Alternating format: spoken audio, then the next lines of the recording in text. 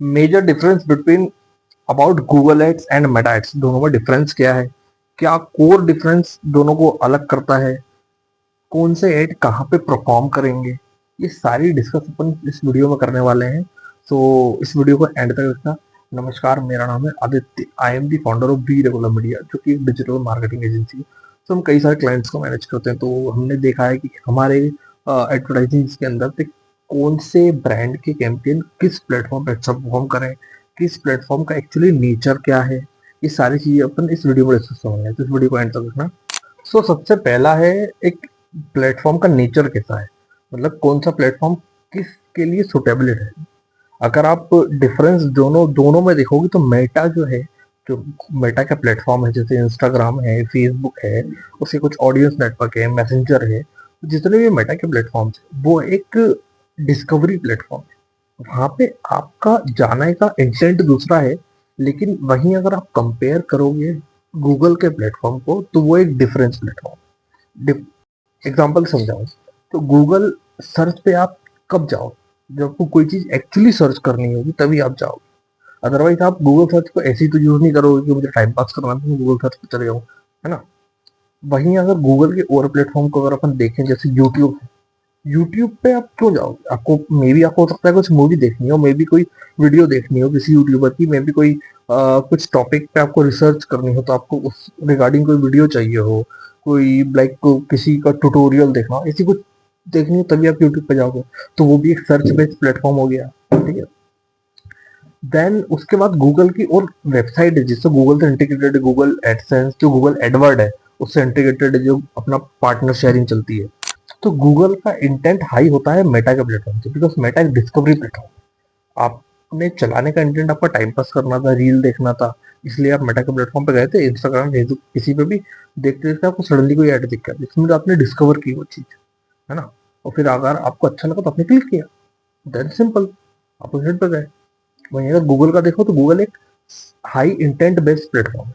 It means वहाँ search करने जा रहे हो, इसलिए गूगल पे कोई प्रोडक्ट या कोई सर्विस को सर्च करोगे तो आपका इंटेंट है वो चीज करने का। यूट्यूब पे कोई चीज सर्च करोगे तो आपका इंटेंट है वो चीज सीखने का या वो चीज देखने का। ऐसी उसकी अदर जो वेबसाइट है वहां पे भी जब आपको इंटेंट बेस्ड एड दिखाया जाता है। तो दोनों में बेसिकली जो लाइक पहला जो टॉपिक अपन ने कवर किया, दोनों का नेचर इस तरीके का है। तो इस हिसाब से आप सोच सकते हो कि आपका प्रोडक्ट कहाँ के लिए बेटर रहेगा, कहाँ पे रिलाय करेगा। लाइक सेकंड टॉपिक ये है कि एड प्लेसमेंट कौन कौन से ऑफर करते हैं दोनों आपको। अगर आप कंपेयर करते हैं, सबसे पहले अपन मेटा को लेते हैं। तो मेटा के जो प्लेटफॉर्म है, Instagram, Facebook and audience network, ये तीन प्लेटफॉर्म, ठीक है, और मैसेंजर, सॉरी, ये फोर प्लेटफॉर्म बेसिकली। तो अगर इंस्टाग्राम है तो इंस्टाग्राम आपको कौन कौन से प्लेसमेंट ऑफर करता है, आपको रील एड ऑफर करता है, इट मीन वीडियो हो गया, इमेज एड हो गया, ठीक है, स्टोरी एड हो गया, और इंस्टाग्राम फीड पे आपको प्रोफाइल फीड पे शो हो जाता है, आपको सर्च पे शो होता है, एक्सप्लोर पेज जैसे आप बोलते हैं। तो इस तरीके का होता है।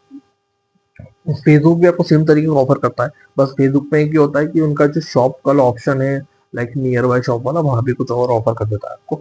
एंड देन मैसेंजर आपको मैसेज के बीच में कभी कभी ऐड दिखाता है, कभी कभी जब आपके चैट्स खुली होती है तब आपको ऐड दिखाता है। तो मैसेंजर इस तरीके का ऐड लाइक ऐड आपको ऑफर करता है। वहीं अगर आप कंपेयर करो गूगल के प्लेटफॉर्म से, तो गूगल का यूट्यूब है, स्किपेबल ऐड होते हैं, नॉन स्किपेबल ऐड होते हैं, है ना।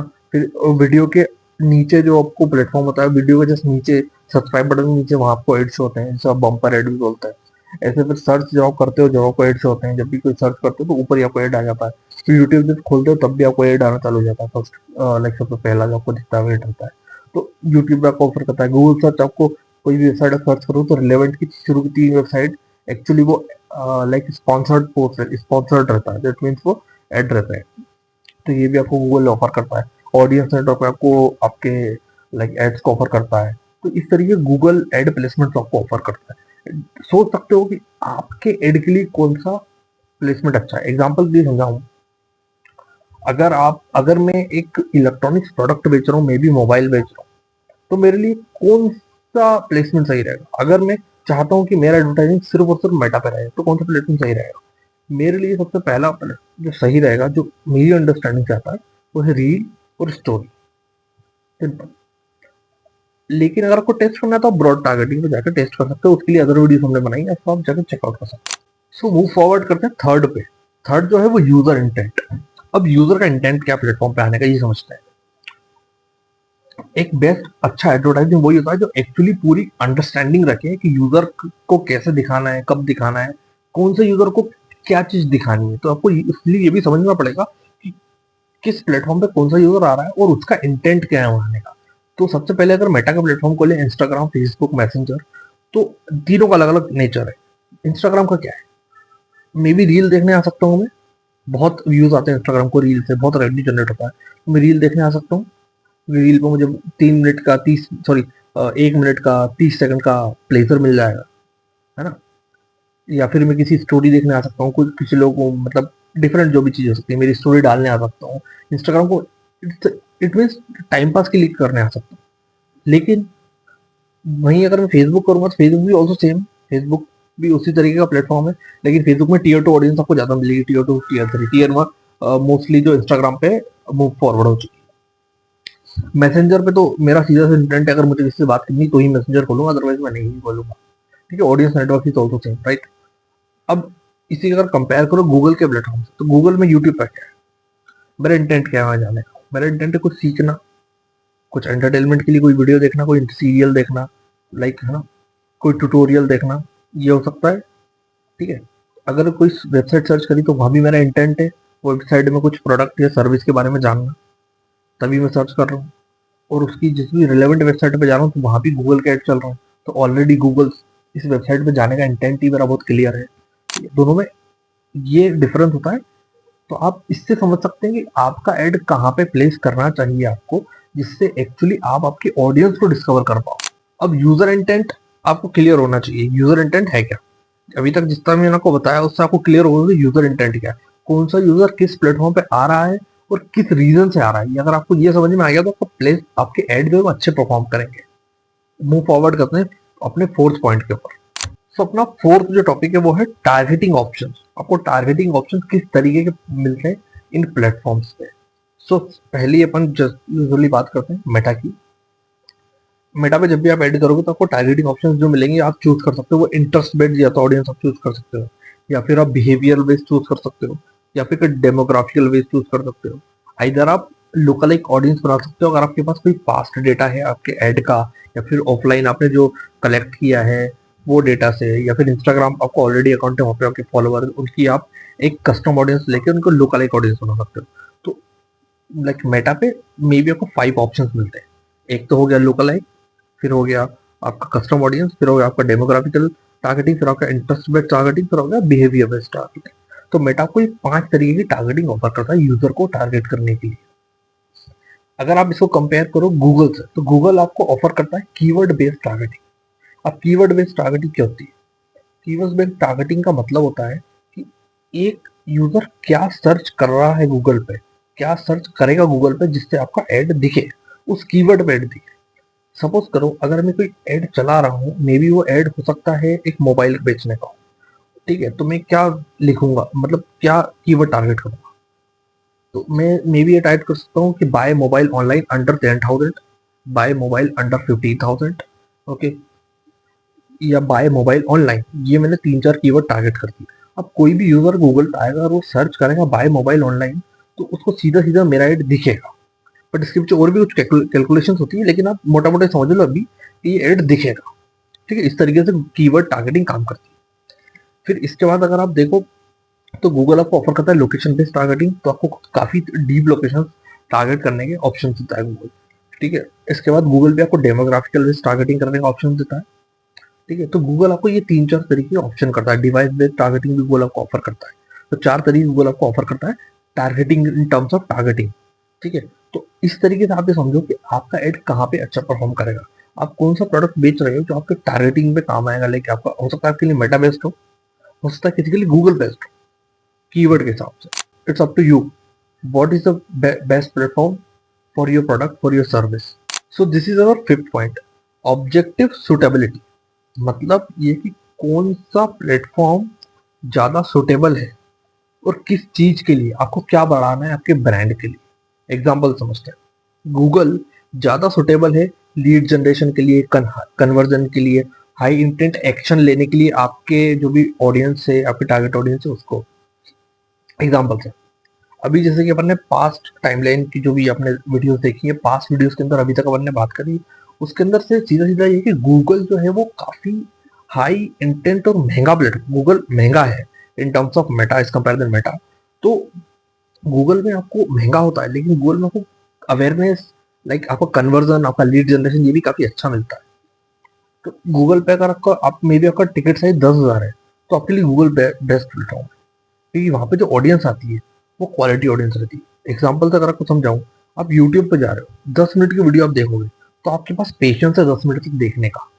लेकिन वहीं अगर मैं इंस्टाग्राम पे जाऊंगा, मैं 30 सेकंड, 1 मिनट की वीडियो देखूंगा, मेरे पास पेशेंस नहीं। मुझे इन सेकंड्स के अंदर मैं स्वाइप कर दूंगा वीडियोस को। तो that is the difference between both the platform. तो वहाँ की ऑडियंस थोड़ी रिच ऑडियंस है और यहाँ की ऑडियंस थोड़ी लोअर टाइप की ऑडियंस है, ये डिफरेंस है। तो अगर अगर आपको लीड जनरेशन करना है, आपको कन्वर्जन चाहिए, आपको हाई इंटेंट एक्शन लेना है किसी आपके, आपको हाई इंटेंट, अगर आपको कन्वर्जन करना है, अगर आपको लीड जनरेशन करना है, आपको हाई इंटेंट एक्शन दिलवाना है आपके कस्टमर से, तो Google is best platform for you. लेकिन अगर आपको ब्रांड अवेयरनेस क्रिएट करनी है, रीटारगेटिंग करनी है, तो उसके लिए मेटा एक बेस्ट प्लेटफॉर्म है, बिल्डिंग रिलेशनशिप। अगर आपको आपके कस्टमर के साथ रिलेशनशिप बिल्ड करना है, उसे एग्जांपल समझाता हूँ।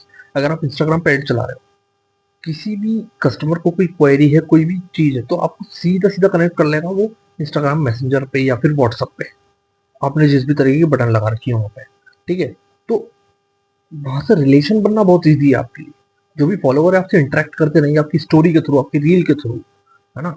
बाद में उन्होंने जब आपको अकाउंट को फॉलो भी कर लिया, तो this is the best platform for the building relationship, for the brand awareness, for the like other things as well. Okay, तो इट्स डिपेंड कि आपको क्या चाहिए आपके ब्रांड के लिए, उस हिसाब से आप प्लेटफॉर्म को चूज कर सकते हो। Now we are moving with our 6 point. Cost पर क्लिक किस पे कितना पड़ता है, ये एक बार चेक कर लेते हैं हम। सो कॉस्ट पर क्लिक डिपेंड करता है। बेसिकली गूगल पे कॉस्ट पर क्लिक हाई पड़ता है। रीजन है कि गूगल पे जब भी आप एड रन करते हो, तो उसकी पीछे की मैक्स डिफरेंस होती है, तो अपन किसी दूसरी वीडियो में डिस्कस कर लेंगे। लेकिन मैं आपको मोटा मोटा समझा देता हूँ।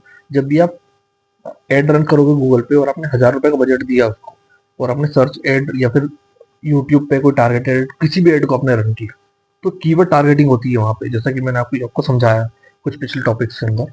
तो वो कीवर्ड टारगेटिंग के लिए कंपटीशन होता है। बहुत सारे एडवर्टाइजर होंगे जो एक ही कीवर्ड को टारगेट कर रहे होंगे, तो उस कोस्ट पर क्लिक बढ़ जाएगा। अब उसमें आपका एड कितना अच्छा है, ये पूरा कैलकुलेशन होगा गूगल के अंदर, और किसका एड कितने टाइम पे दिखाना, किसका एड ज्यादा दिखेगा, किसके एड पे कितने क्लिक आ रहे हैं, उस हिसाब से आपका सीपीसी डिसाइड होगा। कोस्ट पर क्लिक, जिसका एड जितना अच्छा होगा विजुअलाइज, जिसकी वीडियो जितनी अच्छी होगी, परफॉर्म जितना अच्छा कर रहा होगा, इंटरेक्शन जितना अच्छा होगा, लैंडिंग पेज व्यू जितना होगा, उस हिसाब से आपका सीपीसी कम हो जाएगा। तो कोस्ट पर क्लिक्स यूजुअली हाई रहता है गूगल पे। लेकिन वहीं अगर आप बात करो मेटा की, तो मेटा एक लो सीपीसी प्लेटफॉर्म है, लो कॉस्ट पर क्लिक प्लेटफॉर्म है। रीजन, मेटा जो है वो विजुअल्स पे चलता है। आपका एड क्रिएटिव कितना अच्छा है, वो कैसे लोगों को डराइव कर रहा है, उससे ये डिसाइड होता है कि मेटा को कि कितने लोगों तक मुझे दिखाना है, इसका सीबीसी क्या रखना है, हाई होगा ज्यादा होगा। अगर आपके लोग से ज्यादा, अगर आपके एड से ज्यादा लोग इंटरेक्ट ही नहीं कर रहे हैं, तो आपका सीबीसी हाई होगा। रीजन बीइंग, मेटा को काफी मेहनत करनी पड़ेगी वो ऑडियंस ढूंढने के लिए। लेकिन आपका क्रिएटिव इतना अच्छा है कि लोग उसको देख रहे हैं, उससे एंगेज कर रहे हैं, तो उसका सीपीसी ऑटोमेटिकली कम हो जाएगा। तो यूजुअली तो मेटा का सीपीसी कम होता है गूगल के कंपैरिजन में। अगर आपको इनिशियली स्टार्ट करना है, बजट कम है, तो Meta is the best platform. लेकिन आपके पास बजट है एक्चुअली, तो Google is the best platform, क्योंकि हाई इंटेंट है, रिच ऑडियंस है, बेस्ट प्लेटफॉर्म। तो अपना जो नेक्स्ट टॉपिक है वो है फनल स्टेज। अब फनल स्टेज क्या होती है? फनल तो यूजुअली सबको पता है, फनल क्या होता है, एक तरीके की प्रोसेस होती है जिससे कस्टमर आपकी जर्नी को फॉलो करते करते आपके एंड प्रोडक्ट या फिर एंड सर्विस को खरीदता है, उसे फनल बोलते हैं। तो फनल स्टेज में गूगल जो है वो काम करता है बोफू पे। बोफू का मतलब ना बॉटम ऑफ द फनल, सबसे नीचे वाली जो ऑडियंस होती है, जिसे रिच ऑडियंस बोलते हैं। कोल्ड ऑडियंस एक होती है, वार्म ऑडियंस एक होती है, हॉट ऑडियंस। जो हॉट ऑडियंस होती है वो होती है बॉटम ऑफ द फनल के अंदर। जो भी अब मैं आपको बता रहा हूँ बोफू, जो गूगल गूगल पे मैं आपको बता रहा हूँ बोफू, बॉटम ऑफ द फनल। तो गूगल की जो ऑडियंस है वो है हॉट ऑडियंस। रीजन भी, गूगल पे हाई इंटेंट सर्च कीवर्ड पे काम करता है। मतलब जब भी मैं गूगल पे कुछ सर्च करूंगा तो मेरा इंटेंट खरीदने का, तो वो ऑटोमेटिकली मैं एक हॉट ऑडियंस बन गया, क्योंकि मैं प्रोडक्ट और सर्विस खरीदना चाहता हूँ। तो गूगल काम करता है बोफू पे, बॉटम ऑफ द फनल पे। तो गूगल पे अगर पेड दिखाने तो आप हाई कन्वर्टिंग एड दिखा सकते हो, अगर टिकट प्राइस ज़्यादा है तो गूगल पे ऐड दिखा सकते हो, काम करेंगे। लेकिन वहीं अगर आप मेटा की बात करो तो मेटा है टोफू और मोफू पे काम करने वाला प्लेटफॉर्म। इसका मतलब top of the funnel and the middle of the funnel. Reason है, मेटा में आपका इंटेंट नहीं है खरीदने का, पहली बात तो ये। तो मुझे एक फनल की आपको सबसे कोल्ड ऑडियंस पे लेके आना पड़ेगा। पहले आपको फनल में एंटर करूंगा, उसके बाद वार्म ऑडियंस बनाऊंगा, उसके बाद मैं आपको हॉट ऑडियंस कन्वर्ट करके फिर मैं सेल्स करूंगा। तो एक बहुत लंबा प्रोसेस है। एग्जाम्पल अगर मैं आपको समझाऊं तो कोई भी प्रोडक्ट मैंने लॉन्च किया, कोई भी कोर्स, कोई भी सर्विस, मे बी कोई भी डिजिटल प्रोडक्ट या कुछ भी ऐसा प्रोडक्ट मैंने आपको लॉन्च किया, तो पहले मैं आपको ऐड दिखाऊंगा। एक बार, दो बार, तीन बार ऐड देखोगे आप मेरे, फिर मेरी प्रोफाइल विजिट करोगे, फिर मैं रिटारगेट करूंगा, फिर मेरा फिर आप मेरे एक्चुअली ऑर्गेनिक फॉलोअर बन जाओगे। मे बी आप मेरा 99 या 100 रुपीज वाला प्रोडक्ट ले लोगे, तो आप मेरे वार्म ऑडियंस बन गए। अब उस वार्म ऑडियंस को फिर से मैं रिटारगेट करूंगा, मेरा ऑर्गेनिक कंटेंट दिखाऊंगा, फिर उसको like bottom of the funnel में लेके आऊंगा, जिसे आप फोटो ऑडियंस बोलोगे, फिर मेरा फाइनल प्रोडक्ट बेचूंगा। तो एक बहुत लंबी प्रोसेस है जो कि मेटा फॉलो करता है। तो ये दोनों में डिफरेंस होता है फनल स्टेज के अंदर की बात। गूगल काम कर रहा है बोफू पे, bottom of the funnel, and जो मेटा काम कर रहा है वो है टोफू और मोफू पे, top of the funnel and the middle of the funnel. तो this is the core difference. Now we are talking about the actually conclusion क्या है, कौन से बिजनेस के लिए कौन सा प्लेटफॉर्म सही है और आपके लिए क्या चीज सही है, कैसे डिसाइड। कंक्लूजन ये है कि अगर आपका कोई भी प्रोडक्ट बेस्ड बिजनेस है, मे बी आपका बिजनेस जैसे सेल्स बिजनेस की अगर बात करो, एडोबी जैसे सॉफ्टवेयर है, मे बी कोई आपका जियो जैसा बिजनेस है जो कि प्रोडक्ट बेस्ड बिजनेस है, तो उसके लिए गूगल बेस्ट प्लेटफॉर्म है। रीजन भी गूगल हाई इंटेंट प्लेटफॉर्म है, जैसा कि मैं बहुत बार बोल चुका हूँ वीडियो के अंदर। तो गूगल आपको हाई कन्वर्टिंग लोग भी ला के देगा, तो ब्रांड बहुत जल्दी ग्रो कर सकता है गूगल पे। लेकिन वहीं अगर आपका ऐसा ब्रांड है जो कि ई कॉमर्स है, फैशन में डील करता है, तो उसके लिए मेटा बेस्ट प्लेटफॉर्म है। कि मेटा पे लोग, एक तो ऑडियंस जो है वो हायर ग्रुप है, मतलब जेनजी ऑडियंस आपको ज्यादा मिल जाएगी मेटा पे। तो उससे रीजन है कि आप फैशन अच्छा प्रमोट कर सकते हो, ई कॉमर्स अच्छा कर सकते हो, क्विक कॉमर्स में जो प्रोडक्ट लिस्ट करते हो वो आप मेटा पे यूज कर सकते हो, तो काफी अच्छे परफॉर्म करते हैं। तो मेटा पे डिस्कवरी प्लेटफॉर्म है। तो मे बी अगर मेरा मन नहीं भी है कोई कपड़े खरीदने का, पर मुझे कोई अच्छी शर्ट दिख गई तो मैं जाके हो सकता है मैं ऑर्डर कर दूँ। तो ये डिफरेंस है दोनों के। ई कॉमर्स के लिए बेस्ट प्लेटफॉर्म मेटा, और गूगल जो है वो product based sales based business के लिए बेस्ट प्लेटफॉर्म। तो दोनों में कोर डिफरेंस इतना ही। बाकी यार जब पूरी वीडियो अगर आपने देखी हुई तो आपको एक्चुअली समझ में आ गया आपके बिजनेस के लिए बेस्ट प्लेटफॉर्म कौन सा है और कैसे यूज करना है।